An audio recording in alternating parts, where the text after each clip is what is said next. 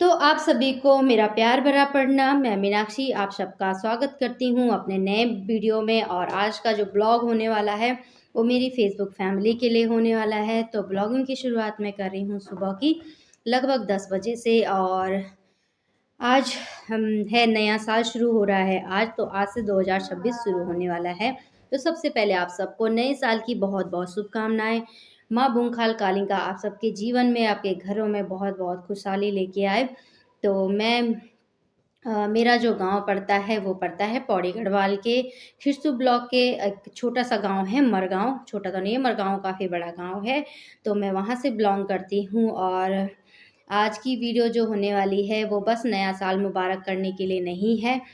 मैं आप सबको बहुत बहुत शुभकामनाएं दे रही हूँ नए साल की। परंतु मैं अपनी सरकार से मनोकामना करती हूँ। मैं अपनी सरकार से एक न्याय की इच्छा रखती हूँ कि पहले तो सभी को न्याय मिले जिनको भी न्याय की ज़रूरत है, जिनको सपोर्ट की ज़रूरत है। लेकिन अभी एक बहुत बड़ा मुद्दा चल रहा है हमारे उत्तराखंड में अंकिता भंडारी का, जिसके लिए मैं अपनी सरकार से ये इच्छा रखती हूँ कि उसको न्याय मिले और उसके जो अपराधी हैं उनको जल्दी से जल्दी सजा हो। क्योंकि हमारी उत्तराखंड की एक बेटी अभी भी अपने लिए न्याय की मांग कर रही है। बहुत से लोग सोचेंगे कि वो तो मर गई, उसको कहाँ से क्या न्याय चाहिए, क्या मांग कर रही।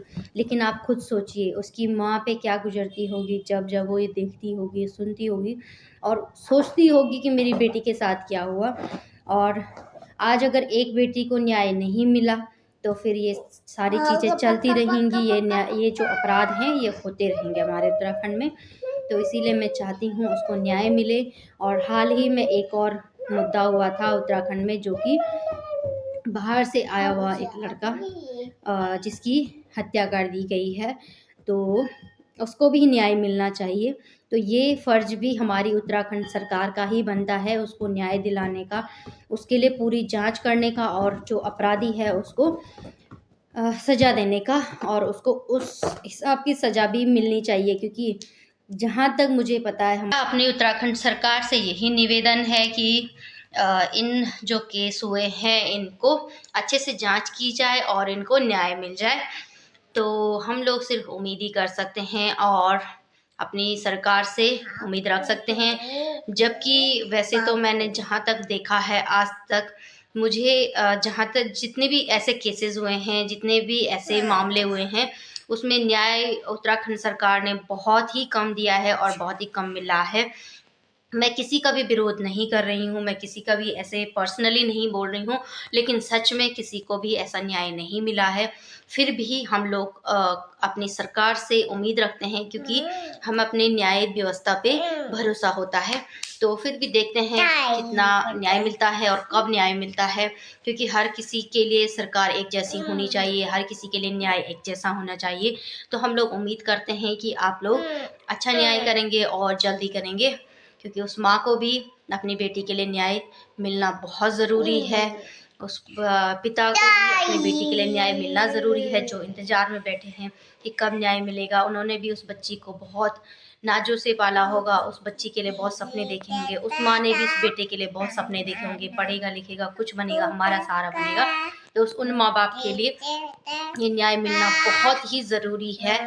तो मैं नए साल की बधाइयों के साथ साथ अपनी सरकार को एक संदेश भी देना चाह रही हूँ कि आप लोग अपना काम अच्छे से करें और अपना जनता को ये यकीन दिलाइए कि आप लोग उनके साथ हैं और आप लोग उनको न्याय दिला सकते हैं। लेकिन ये सिर्फ बोलने से नहीं होगा, धरने देने से नहीं होगा, ये रैलियां निकालने से नहीं होगा, भाषण देने से नहीं होगा। ये मैं अपनी सरकार के लिए कह रही हूँ।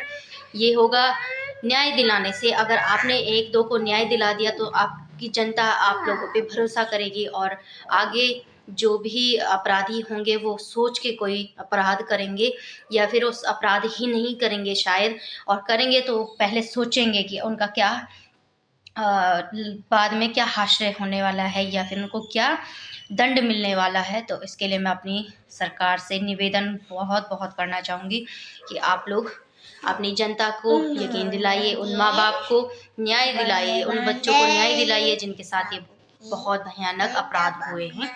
तो मैं इतना ही बोलना चाहूँगी और आज का वीडियो इतना ही रखूँगी।